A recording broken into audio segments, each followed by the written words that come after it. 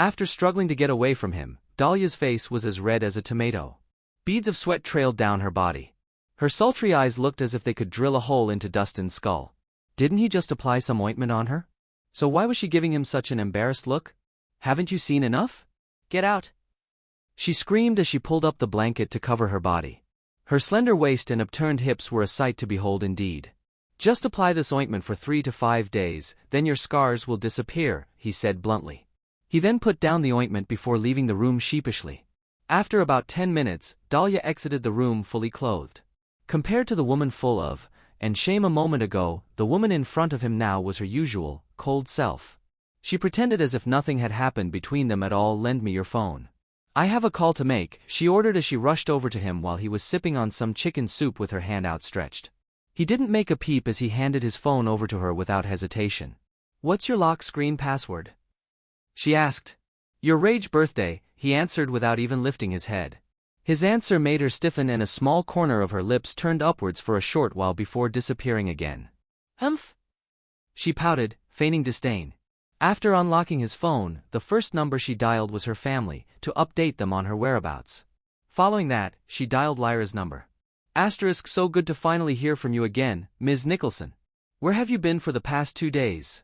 How come there weren't any updates at all? Lyra asked anxiously. Something came up, so a few things had to be put on hold. How's the company doing now? She asked. The new company just opened shop and is currently doing well. And with the Harmon family's backing, everything is in order.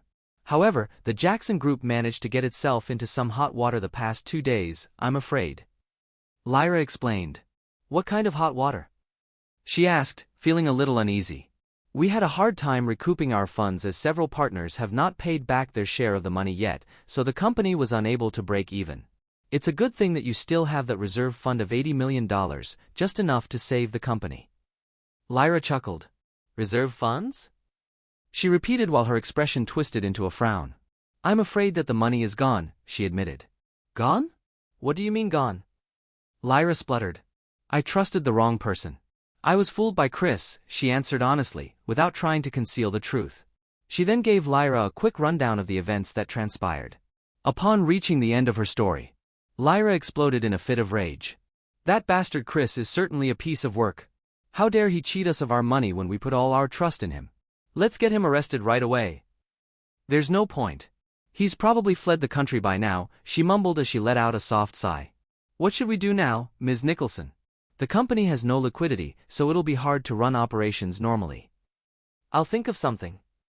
She trailed off in reply. Oh right, don't we still have the Harmons? Since we're their partner, the Harmons can definitely help us if only you give them a call, Lyra suggested hurriedly. The Harmons? She asked with wrinkled brows.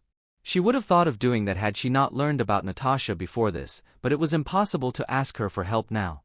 Dahlia had her pride as a woman too, so she absolutely refused to bow down to Natasha Harmon. I'll take care of this, so you go busy yourself with other matters now, she directed.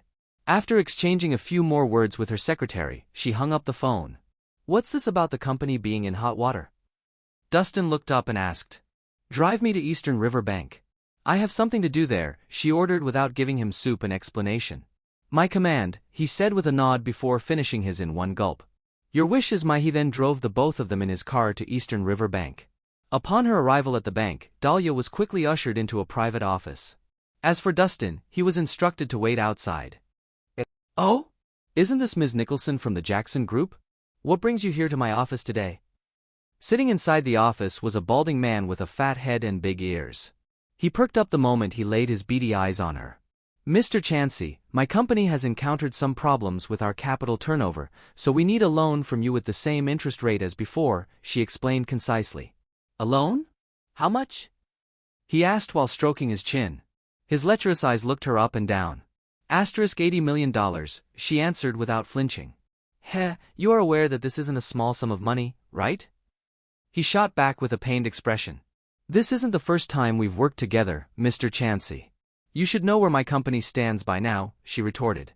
I'm afraid it's no longer a matter of credibility, but my mood, Ms. Nicholson, he said slowly. What do you mean by that? She asked, puzzled. We're both smart, so I'll say it outright. I've taken a liking to you for quite some time now, Ms. Nicholson, So I'm proposing that if you sleep with me for one night, be it 80 million or $300 million, I'll make sure to lend all of it to you. He said, leering. Do you have any idea what you just proposed, Mr. Chansey? She shot back, her brows furrowed. I said what I said. I'm well aware that your company is in a crisis right now and that you need money fast. So, I don't suppose your company could get through these tough times without my funds, right? He said amusedly. Are you threatening me right now? She asked as her expression darkened. No need to phrase it like that, think of it as a mutual exchange. You want my money, and I want you for one night. If you manage to satisfy me, I'll lend you the money. Isn't this a mutually beneficial situation for everyone? He explained while stretching his hands outward. You're absolutely shameless. She snapped. She didn't want to give him any more of her time, so she got up to leave. You'd better stay right where you are. He bellowed before continuing. The minute you step out of my office, I'll make sure to blacklist you. Then, good luck finding another bank in Estonia that's willing to lend you your funds. Thus, you'd better listen to me if you know what's good for you. I refuse to make such a dirty deal with you even though I'm short on cash. Furthermore, just the sight of your pig face makes me want to vomit. She spat coldly. What the fuck did you just say to me? As though she managed to hit a nerve, he instantly got out of his seat and started yelling. For a married woman, you sure are great at acting like a virgin. You should be glad that I laid eyes on you. So, how dare you turn me down like that? Believe it or not, I can make you go bankrupt with one call. You? Bankrupt me? I'd like to see you try, she snorted. She was not in the least bit afraid. Fine. Since you're so fucking sure of yourself, don't blame me if I use a few tricks up my sleeves. When the time comes, I'll have you sucking on my toes. He bellowed. Go to hell.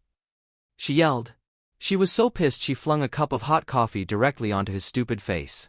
It was so hot it made him screech like a bitch and his face soon turned bright red. Now he really looked like an actual pig roasting on a stick.